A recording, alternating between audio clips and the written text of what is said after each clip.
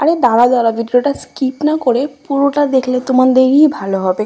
কারণ যারা যারা কেক বানাতে চায়, নিজের থেকে সারপ্রাইজ দিতে চায় নিজের ফিয়ন্সেকে, নিজের হাজব্যান্ডকে, বয়ফ্রেন্ড, এনিথিং, বাড়ির কোনো কাউকে যদি সারপ্রাইজ দিতে চাও, তাদের জন্য এই ভিডিওটা। মানে আমি বিশ্বাস করতে পারিনি যে আমি এত সুন্দর একটা কেক বানাবো। কেকটা কিন্তু ফ্যান্টাস্টিক হয়েছিল, টেস্ট দারুণ ছিল, ফাটাফাটি টেস্ট ছিল। তাই আমি প্রসেসিংটা দেখাচ্ছি, তোমাদের সঙ্গে শেয়ারও করছি। দেখো কি করছি আমি। ডিম প্রথমে ফাটিয়ে নিয়েছিলাম, ডিমটা ভালো করে ব্লেন্ড করে নিয়ে, এটা হচ্ছে কিনা সুগার, আমি মানে গুঁড়ো করে রেখে দিয়েছিলাম। ওটাকেই ভালো করে ডিমের সাথে দিয়ে আমি ওটাকেও ভালো করে ব্লেন্ড করে নেব। ঠিক আছে, আমি এটা হচ্ছে 1/2 পাউন্ডের একখানা কেক বানিয়েছিলাম।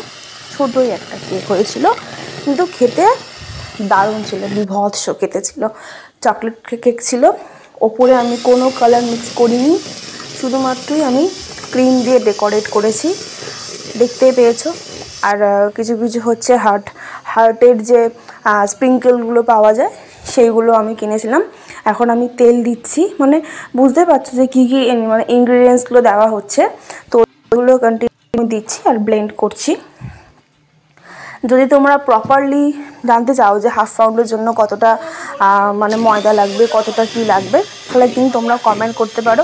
আমি এর ফুল একখানা ভিডিও বানাবো, তোমাদের কমেন্ট হিসেবে আমি বানাবো। ঠিক আছে, এখন যদি পুরোটা ভালো করে বলি তাহলে কিন্তু অনেকটা লং ভিডিও হয়ে যাবে, তাই আমি এতটা লং করলাম না, কিছু কিছু তোমাদেরকে দেখাচ্ছি। তোমাদের রিকোয়েস্ট অনুযায়ী আমি তোমাদের সাথে অবশ্যই শেয়ার করবো। এটা হচ্ছে কিনা চকলেট এসেন্স দিয়েছি আমি, তাদের একটুখানি ডিমের যেন আষ্টে ভাবটা থাকে না, ওটা যাতে মানে হয়, কাটানো চায়, তো তার জন্য দিয়েছি। আর দেখো আমার ব্যাটারটা পুরোপুরি রেডি হয়ে গেছে, আর আমি এখন বেক করব। আমার কাছে কিন্তু কোনো মাইক্রোওভেন নেই, আমি কিন্তু গ্যাসেই কেক করি। ঠিক আছে, আর কি করে করি সেটাও তোমাদের সঙ্গে আমি শেয়ার করব আজকে। এর আগেও আমি দেখিয়েছি যে আমি গ্যাসে কী করে করি। এই যে আমি কড়াই বসিয়ে দিয়েছি, আর এক পাশে কিন্তু কি গরম হচ্ছে সেটা কিন্তু তোমরা দেখে আমাকে বলো। আমি ঢাকনাটা একটু খুলে তোমাদের দেখিয়েছি, যারা যারা পুরো ভিডিওটা দেখবে তারা কিন্তু অবশ্যই দেখে নেবে যে আরেকটা পাশে কি গরম হচ্ছে। আর এই আমার হিট হয়ে গেছে 10 মিনিট কড়াইটা।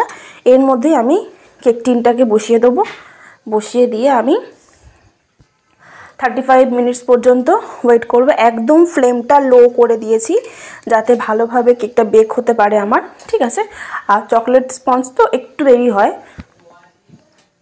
তো মাঝে মাঝে আমি চেকও করে নেব।